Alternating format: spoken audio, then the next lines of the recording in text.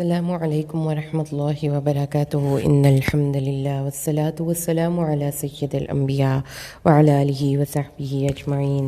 اما بعد فاعوذ باللہ من الشیطان الرجیم بسم اللہ الرحمن الرحیم انشاءاللہ الرحمن آج کے اس لیسن میں سورۃ النساء آیت 101 اور 102 ان دو آیات کا ترجمہ اور معنی کی مختصر سی وضاحت ہم پڑھیں گے اللہ کے حکم سے۔ اعوذ باللہ من الشیطان الرجیم بسم اللہ الرحمن الرحیم۔ وَإِذَا اور جب ضربتم تم چلو پھرو فی الارض زمین میں فلیسا پس نہیں ہے علیکم تم پر جناح کوئی گناہ ان یہ کہ تقصروا تم قصر کر لو کم کر دو من الصلاۃ نماز ان خفتم اگر تمہیں خوف ہو ان یفتنکم الذین کہ تمہیں فتنے میں ڈال دیں گے وہ لوگ جو کافر ہوئے ان الکافرین بے شک کافر کانو ہے لکم تمہارے لیے عدوا دشمن مبینہ کھلے۔ وَإِذَا اور جب کنتا ہوں آپ فیہم ان میں فاقمتا تو آپ قائم کریں لہم الصلاۃ ان کے لیے نماز فلتقم پس تو چاہیے کہ قائم ہو یا کھڑی ہو طائفتن ایک گروہ منہم ان میں سے معاکا آپ کے ساتھ ولیأخذوا اور چاہیے کہ وہ پکڑ لیں اسلحتہم اپنا اسلحہ فاذا پس جب سجدوا وہ سجدہ کریں فلیکونوا پس چاہیے کہ وہ ہو جائے میں ورائکم آپ کے پیچھے فلتأتی پس آئے طائفتن ایک اور گروہ لم یصلوا جس نے نماز نہیں پڑھی فلیصلوا پس چاہیے کہ وہ نماز پڑھیں معاکا آپ کے ساتھ ولیأخذوا اور چاہیے کہ وہ لیں حذرہم اپنا بچاؤ اسلحتہم اور اپنا اسلحہ ود الذین خواہش رکھتے ہیں وہ لوگ جنہوں نے کفر کیا لو کاش کہ تغفلون تم غافل ہو جاؤ ان اسلحتکم تم اپنے اسلحے وامتعاتکم اور اپنے مال و متاع سے فیمیلون پس وہ یک بارگی میں تم پر حملہ کر دیں میلۃ واحدہ حملہ کرنا یک بارگی میں ولا جناح اور نہیں ہے گناہ علیکم آپ پر ان کانا اگر ہے بکم تمہیں اذن کوئی تکلیف من مطر بارش سے او یا کن تم ہو تم مرضی مریض ان یہ کہ تضعوا تم رکھ دو اسلحتکم اپنا اسلحہ وخذوا اور پکڑو حذرکم اپنا بچاؤ ان اللہ بے شک اللہ تعالیٰ نے اعد تیار کیا ہے للکافرین کافروں کے لیے عذاب مہینہ رسوا کرنے والا۔ اعوذ باللہ من الشیطان الرجیم بسم اللہ الرحمن الرحیم۔ وَإِذَا ضَرَبْتُمْ فِي الْأَرْضِ فَلَيْسَ عَلَيْكُمْ جُنَاحٌ أَن تَقْصُرُوا مِنَ الصَّلَاةِ إِنْ خِفْتُمْ أَن يَفْتِنَكُمُ الَّذِينَ كَفَرُوا إِنَّ الْكَافِرِينَ كَانُوا لَكُمْ عَدُوًّا مُّبِينًا وَإِذَا كُنْتَ فِيهِمْ فَأَقَمْتَ لَهُمُ الصَّلَاةَ فَلْتَقُمْ طَائِفَةٌ مِّنْهُمْ مَعَكَ وَلْيَأْخُذُوا أَسْلِحَتَهُمْ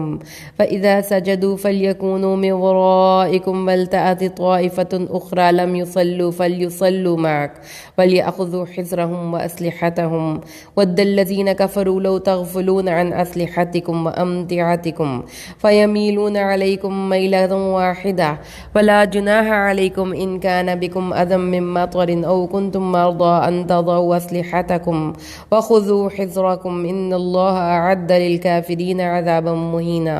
اور جب تم زمین میں سفر کرو تو اس پر کوئی مضائقہ نہیں ہے کہ تم نماز میں قصر کر لو اگر تم کو یہ اندیشہ ہو کہ کافر تم پر حملہ کریں گے، بے شک کافر تمہارے کھلے ہوئے دشمن ہیں۔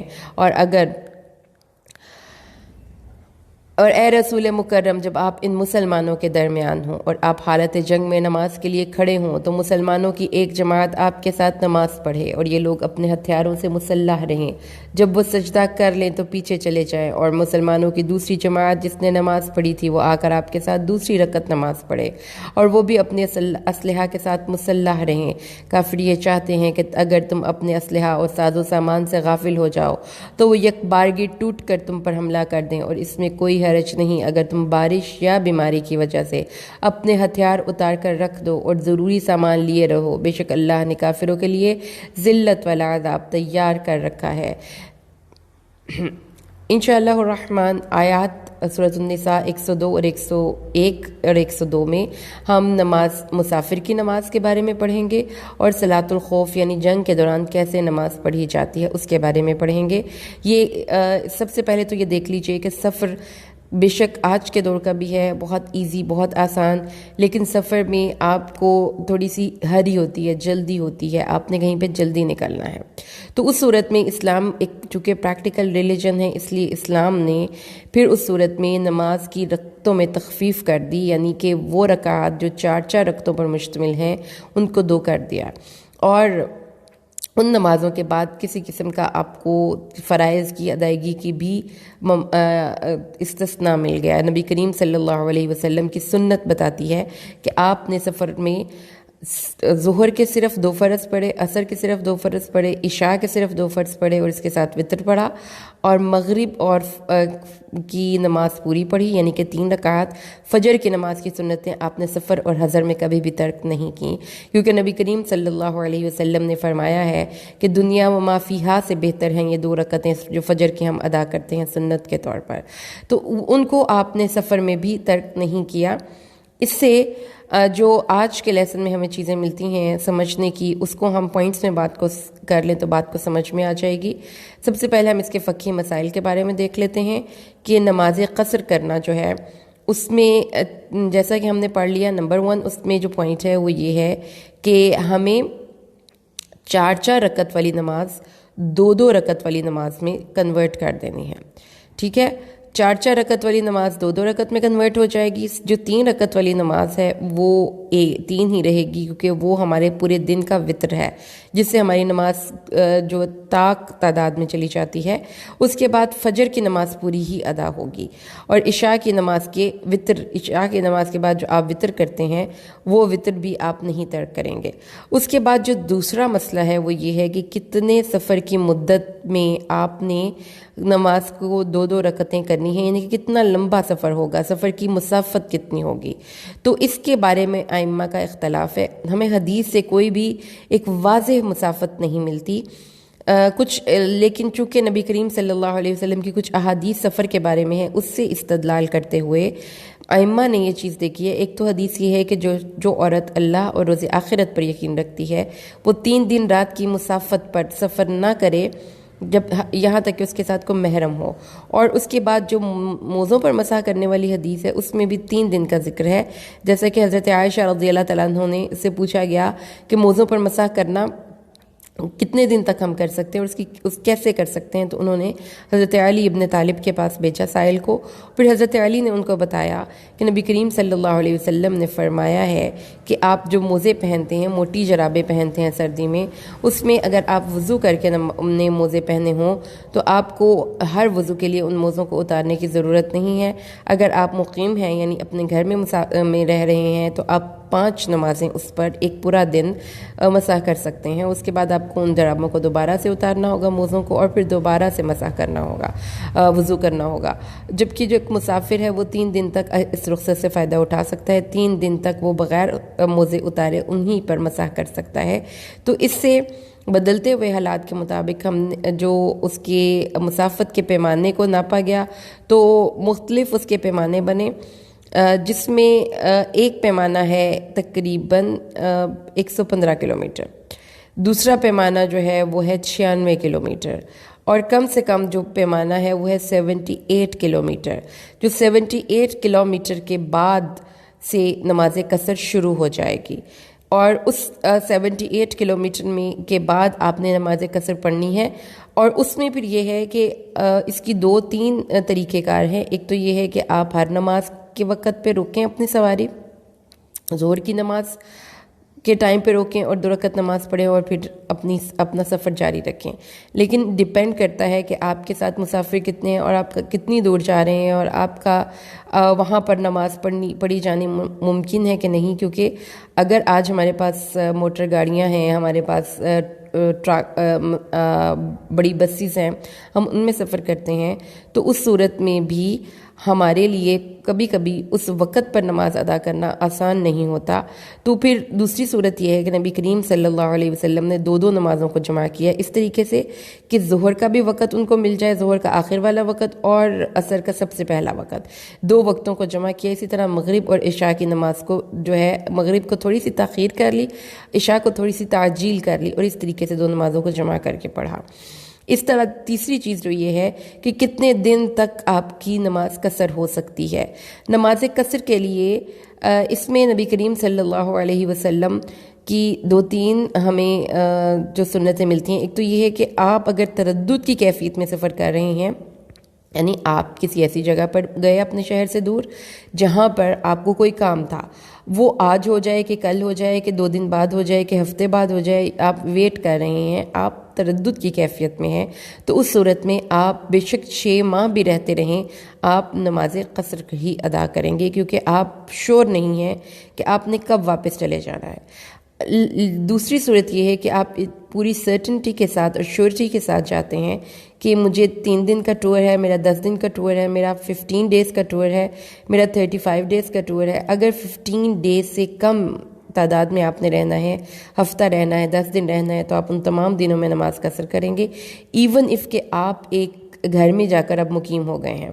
لیکن وہ آپ کا اپنا گھر نہیں ہے، آپ کسی کے گھر میں مسافر کی صورت میں رہ رہے ہیں، تو اس صورت میں بھی اللہ کا صدقہ ہے آپ پر کہ آپ 2 رکعت نماز پڑھیں گے، 4 رکعت والی نماز۔ اور اگر 15 دنوں سے زیادہ سٹے کا ارادہ ہے تو پھر آپ نماز پوری پڑھیں گے۔ کچھ ائمہ کہتے ہیں کہ صرف 3 دن تک سٹے کا آپ کا اگر ارادہ ہو تو آپ نماز قصر کریں گے، اور 3 دن سے زیادہ کا ہو تو پھر آپ نماز پوری پڑھیں گے۔ اور یہ کہ اگر آپ کو اس آیت میں اللہ نے فرمایا ہے کہ اگر تمہیں یہ خوف ہو یا ڈر ہو کہ کافر تمہیں فتنے میں ڈال دیں گے تو پھر اس وقت تم نماز قصر کرو۔ لیکن حضرت عمر فاروق نے سے یہ پوچھا گیا سوال کہ اب تو ہمارے سفر سیف ہے، مامون ہیں ہم، تو اب بھی، کیونکہ جب نبی کریم کا دور تھا صلی اللہ علیہ وسلم تب تو سفر بہت ہی پرخطر تھے، کیونکہ ہر طرف سے دشمن تھے، تو مسلمانوں کو پھر ڈر تھا کہ اگر وہ آرام سے تسلی سے بیٹھ کر نماز پڑھیں تو شاید کہیں سے کوئی دشمن آ کر ان کو حملہ نہ کر دے۔ تو بعد میں تو حالات کافی چینج ہو گئے، تو اس وقت نبی کریم صلی اللہ علیہ وسلم نے فرمایا کہ اللہ کا صدقہ ہے، قبول کرو، اگر سفر معمون بھی ہیں، امن والے بھی ہیں، تو بھی نماز قصر کی اجازت ہے، اور اس میں کسی قسم کی کوئی ہمیں کم نماز پڑھنے سے ہم پر کوئی گناہ لازم نہیں آتا یا ہمارا ثواب کم نہیں ہوتا۔ آیت نمبر 102 میں صلاۃ الخوف کا ذکر ہے سورۃ النساء میں، جس میں اللہ نے فرمایا ہے کہ جب آپ ان میں ہوں تو آپ ان کے لیے نماز کے اہتمام کی ادائیگی کا اہتمام اس طرح سے کریں کہ آپ صلی اللہ علیہ وسلم ان کی امامت کروائیں اور 2 گروپس بن جائیں۔ ایک گروپ پہلے آپ کے ساتھ نماز پڑھے اپنے اسلحوں سمیت، اور پھر جب وہ سجدہ کر لیں تو پھر ان کی جگہ پر دوسرا گروپ آ جائے اور وہ نماز پڑھے اسلحہ سمیت، اور جو پہلا گروپ تھا وہ اب ان کے لیے گارڈ بن جائے گا، ان کی حفاظت کرے گا۔ تو خوف کے عالم میں نماز کو یوں پڑھنا ہے۔ اس کے علاوہ خوف کے عالم میں اگر ڈیپینڈ کرتا ہے اب آپ کے جنگ کے حالات کیسے ہیں، اگر اتنا آپ کو آپ کی نفری کو آپ ان کے مورچوں سے ہٹا کر ایک پوری صف بنوا کر نماز پڑھا سکتے ہیں تو اس صورت میں ہم یہ نماز ایسے پڑھیں گے۔ اگر حالات جنگ ایسے ہیں کہ مورچوں سے ایک لمحے کے لیے بھی آپ اپنی ڈیوٹی سے غافل نہیں ہو سکتے تو پھر آپ اپنے مورچوں میں بھی نماز پڑھ سکتے ہیں۔ اور دوسری بات یہ ہے کہ اس صورت میں جب ہم صلاۃ الخوف پڑھ رہے ہوتے ہیں، اس کی خوف کی یہاں پہ تو نماز آ گئی نا میدان جنگ کی، تو اس کے علاوہ بھی خوف کی کیفیت ہوتی ہے، جیسا آپ کہیں پہ کوئی سفر پہ جا رہے ہیں اور آپ کو کسی درندے کا خوف ہے، آپ کو ٹرین کے ٹوٹ جانے کا خوف ہے، یا اس طرح سے اور کوئی خوف ہے جو کہ میدان جنگ کے علاوہ ہیں، تو اس صورت میں بھی آپ کو یہی حکم ہے کہ آپ نماز کو جس طریقے سے بھی آپ کے پاس اس سچویشن میں آپ پڑھ سکتے ہیں، سواری پر سوار ہو کر، اور اس کے علاوہ بغیر جماعت کے، ایون کہ سم ٹائمز آپ کے پاس پانی بھی اویلیبل نہیں ہوتا اور آپ کو پانی بھی نہیں، آپ وضو بھی نہیں کر سکتے، تو ان تمام صورتوں میں پھر بھی تیمم کر کے ہی صحیح، بغیر کعبے کی طرف رخ نہیں ہم سم ٹائمز کر سکتے۔ جیسے ہم ٹرین پہ سوار ہیں، یہاں سے کراچی جا رہے ہیں تو ٹرین نے تو اپنے وقت پہ رکنا ہے، اب وہ یہ تو نہیں کرے گی کہ ہر مسافر کے لیے وہ ہر اسٹیشن پہ رکے، تو اس صورت میں پھر آپ چلتی ٹرین میں نماز پڑھیں گے۔ اگر آپ ہوائی جہاز میں سفر کر رہے ہیں تو آبویسلی ہوائی جہاز تو لینڈ نہیں کرے گا نماز کے ٹائم پہ، تو آپ وہاں پہ ہی نماز پڑھ سکتے ہیں۔ آپ کو اگر وہاں پہ سم ٹائمز ہوائی جہاز میں جگہ ہی نہیں ہے نماز کی، اگر آپ کسی ایسی ایئر لائن میں ٹریول کریں جو مسلم نہیں ہے تو پھر آپ اپنی سیٹ پہ نماز پڑھیں گے۔ لیکن نماز کو اس کے وقت پہ ادا کرنا ایک بہت ہی زیادہ امپورٹنٹ چیز ہے، بہت اہم چیز ہے، اس کو اس کے وقت پہ ہی ادا کریں۔ یہ یہاں پر جو ہمارے لیے ہم نے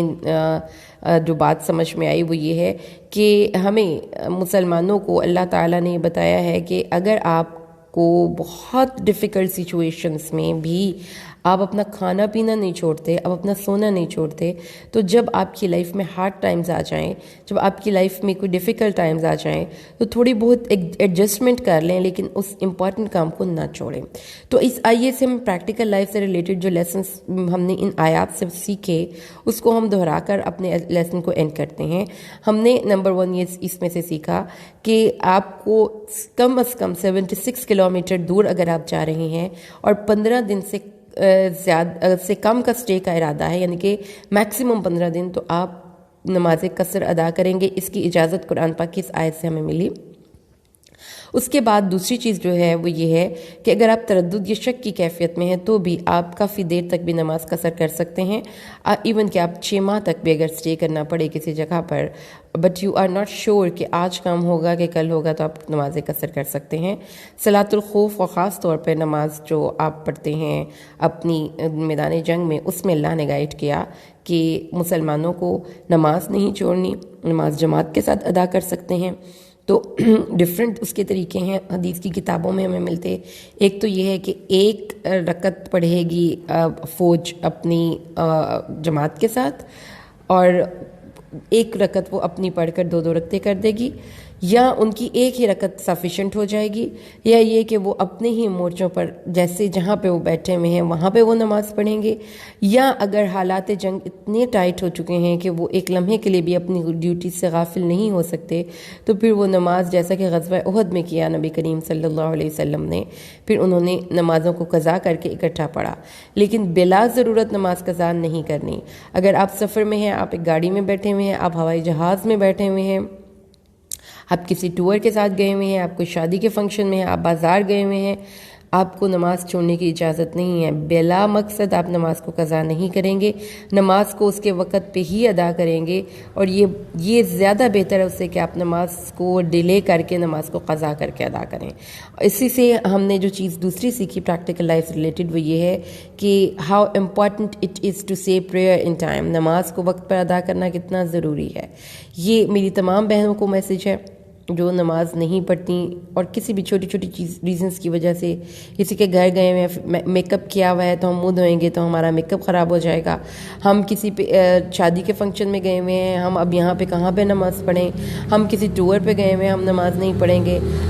ہم کسی جگہ پر شاپنگ پہ گئے ہوئے ہم نماز نہیں پڑھیں گے۔ اس چیز کی اجازت آپ کو قرآن نے نہیں دی، آپ اپنی مرضی سے چھوڑتے ہیں تو پھر آپ ذمہ دار خود ہیں۔ تیسری چیز جو بہت امپورٹنٹ ہے وہ یہ ہے، یہاں سے جو ہم نے سیکھا وہ یہ ہے کہ آپ کو اللہ تعالیٰ نے، نماز ایک بہت ہی اہم رکن ہے، بہت ہی اہم رکن ہے، لیکن اللہ تعالیٰ نے حکمت کے تحت نماز کی تعداد کو کم کرنے کی بھی ہمیں اجازت دی۔ حکمت کے تحت نبی کریم صلی اللہ علیہ وسلم کی سنت نے ہمیں نمازوں کے وقتوں کو آگے پیچھے کرنے کی اجازت دی